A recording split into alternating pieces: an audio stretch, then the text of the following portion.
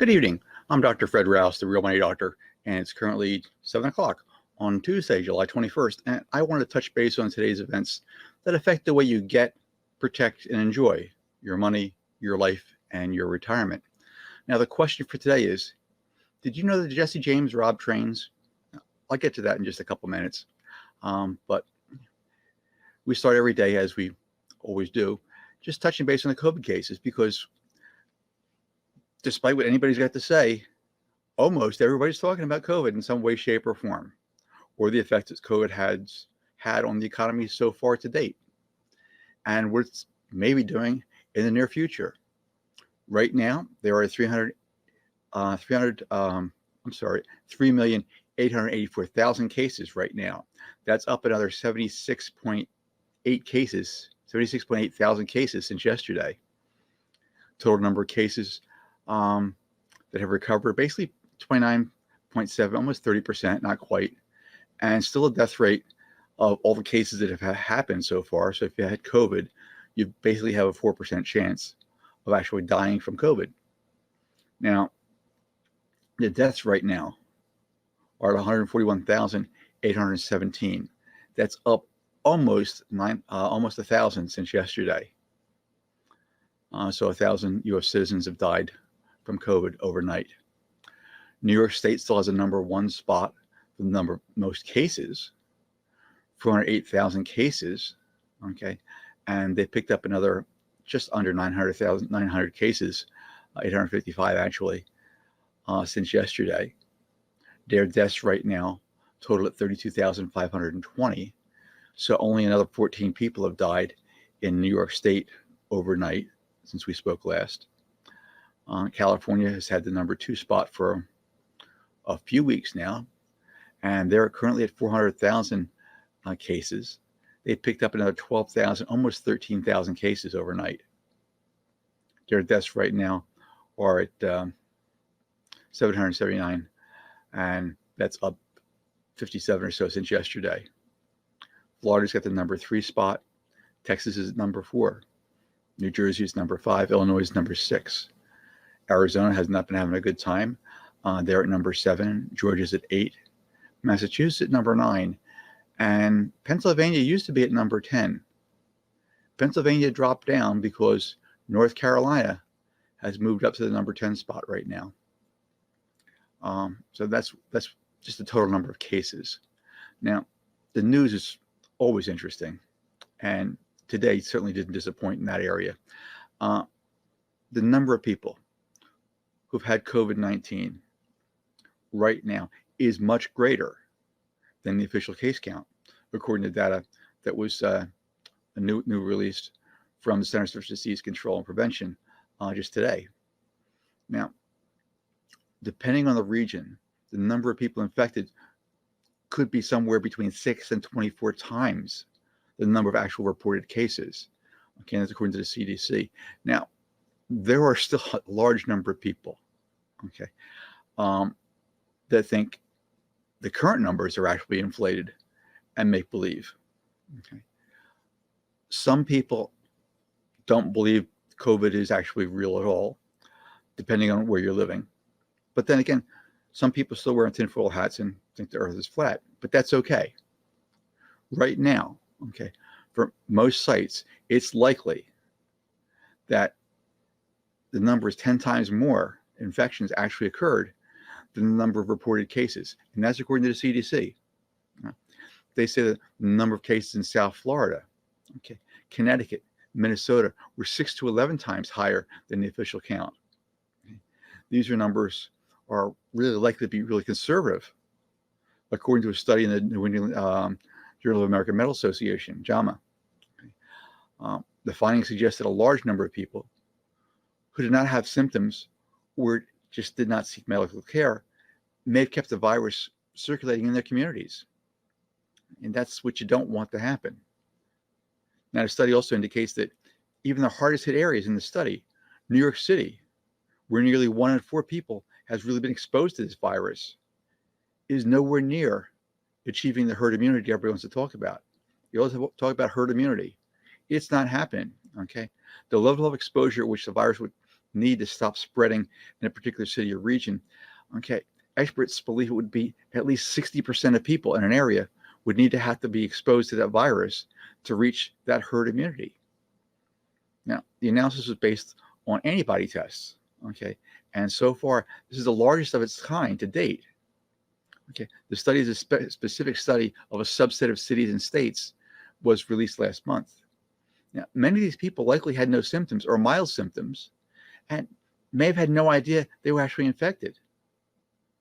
Now, about 40% of the infected people just don't develop any symptoms at all, but they still could pass the virus on to others who could get deathly sick from this thing.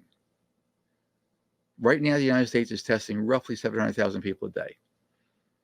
The new results, they highlight the need for much, much more testing to really detect the infection levels and contain the virus spread in just about all parts of the country right now. In that line, okay, the high number of people testing positive for coronavirus across the United States is actually slowing the time it takes to get test results back from the labs as they try and scale up their capacity at this point in time. Now, labs across the country are facing what seems like almost infinite demand. That's what one expert said. We really do not need to improve our turnaround times. We really need to improve our turnaround times, particularly in areas and counties with outbreaks. And that's according to Admiral Rick Gere, White House Coronavirus Task Force member. Diagnostic labs are feeling the effects of the spike in cases, with the leading commercial labs saying the test results can take up to 2 weeks for some patients. Now, Jennifer Rakeman, an assistant commissioner and a lab director for New York City Public Health Laboratory, said that the lack of a national testing strategy is contributing to the delay. Okay.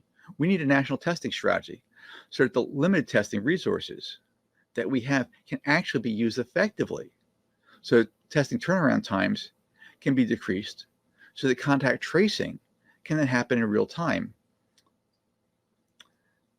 Okay. Without that, COVID patients, you don't know what's happening with their contacts, and they can't isolate themselves, and they can't track the transmission where the other people may have had it. Now, nearly 40 states right now have some type of mask requirement in place as communities really try and battle the spread of the virus. Now, according to experts, masks are still one of the most powerful tools to prevent the spread. But keeping people apart is just as important, said Michael Osterholm. He's the physician there at the Center for Infectious Disease Research and Policy at the University of Minnesota. Michael Osterholm has been one of the people you go to. Okay, other than Dr. Fauci, okay, Dr. Birx, Michael Osterholm has been out and about. He understands public health more than most people do. He said it's all about distancing, and that's what's actually drove down the numbers last spring.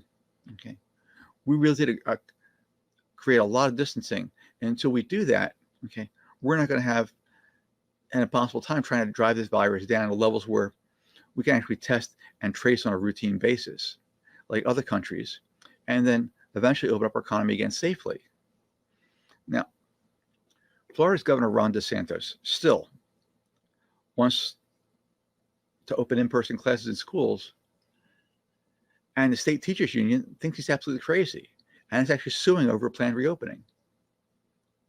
Now, in Missouri, Governor Mike Parson said Monday that the state has to move forward sending children back to school. Okay, this is off the wall, but I've got to give you the exact quote. Okay. He said students are, and I quote, least likely to have a problem. And if they do get COVID-19, which they will, and they will when they go back to school, they're not going to go to the hospitals.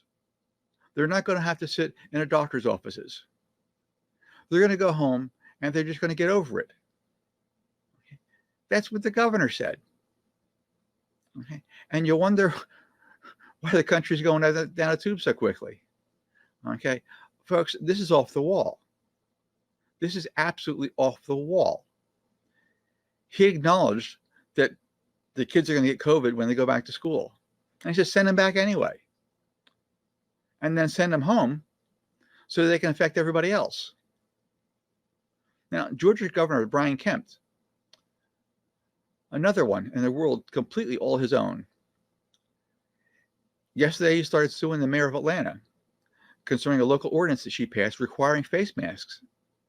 This is even as he just finished a statewide tour promoting the use of masks. And even Donald Trump, today, had a sudden rediscovery of the pandemic, and his endorsements of masks and the return of his notorious briefings suggest a belated realization that public scorn over his denial plagued leadership could actually end his presidency. Trump suggested Monday that many people say that wearing a mask is to prevent the spread of disease is patriotic. He said that in a tweet using really ambiguous language that hinted at his discomfort over his own reversal. The grudging move followed weeks of the president politicizing and undermining government advice on face coverings. Trump also promised he'd return to in front of the briefings again. The government response on the crisis on TV, as he did earlier. After weeks of trying to distract from the climbing infection rates and attacking science-based advice from government officials. No members of the White House coronavirus team, including Drs. Fauci and Drs. Birx, are currently expected to join Trump on the briefing today. And that was sort of person who was really familiar with what was going on.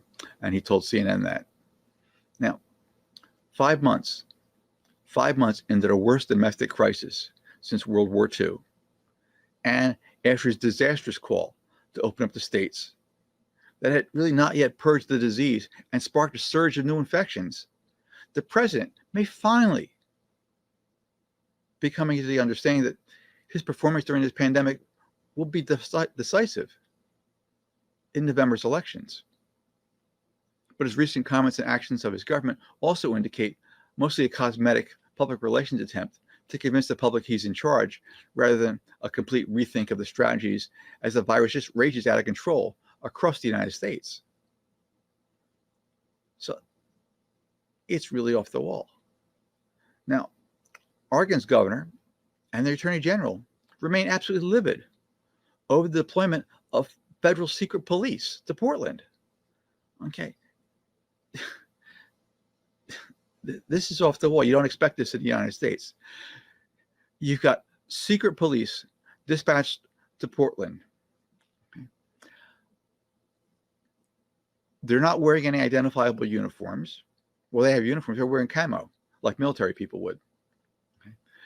No name badges, no identification as to who they work for. All they have is a strange thing that says police on it. And they're grabbing people off the street and throwing them in unmarked vans. And like I said, the governor and the attorney general are absolutely off the wall about this. The secret police are actually doing much, much more harm than they are good. And they actually inflame the protesters. And they illegally take people off the streets, these unmarked vans, without due process, hold them without any due process whatsoever, in undisclosed locations. And the president looking to do the same thing in Chicago. We'll see what happens there. On the economic side, the Republicans in the Senate are trying to figure out a position with the White House on the next stimulus package so they can start actually talking with the Democrats that already have their CARES Act ready to go. Now, that really brings me to the question for today. Did you know that Jesse James robbed trains? I know it's a really strange question, but stay with me for just a second here, because it was today, in 1873, that Jesse James and his gang robbed their first train. Now, as time went on, they sort of got better at it. And that lasted for a while, until it all fell apart and Jesse James was shot in the back while dusting off a picture on the wall of his home. Now, are you the Jesse James of your life? Are you the Jesse James of your own life? Instead of robbing banks and trains, have you been stealing time? Not someone else's time, but your own. We're all born. We live for a while. We do things, and then we die. What happens with the time in between our birth and our death? We do things.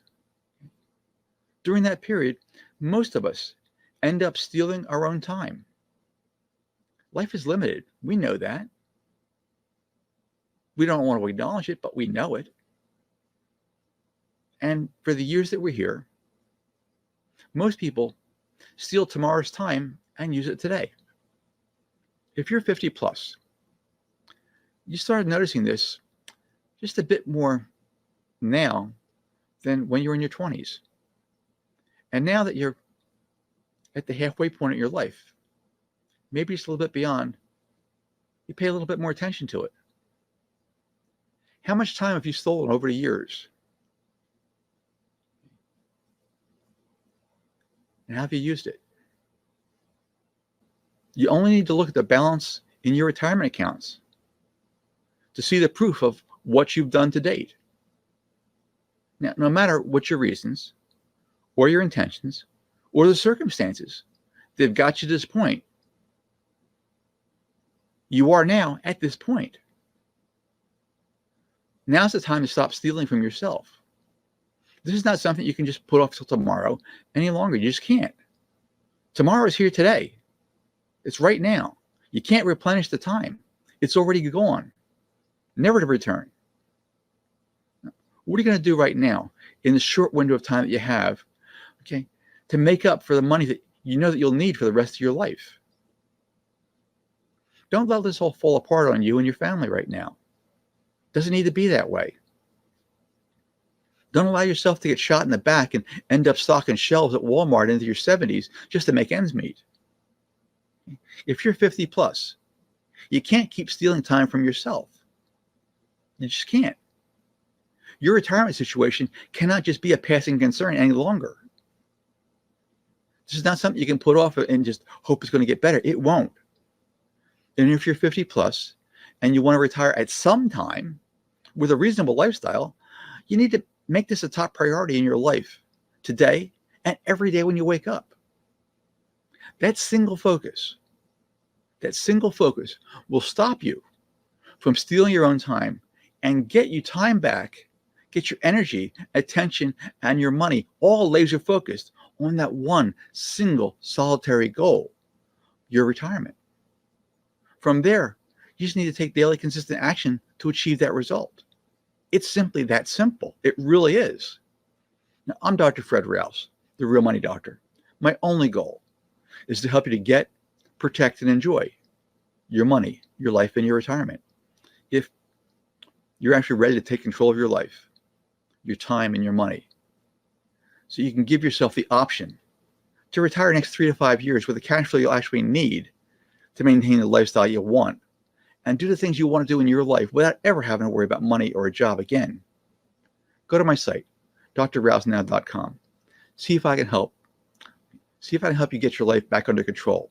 See if I can help you get your money back under control. And then give me a call. And we'll chat and we'll see what we can do. For now, I've enjoyed spending some time with you tonight. And I look forward to spending a little bit more time with you, possibly tomorrow, around 7 o'clock. Thank you.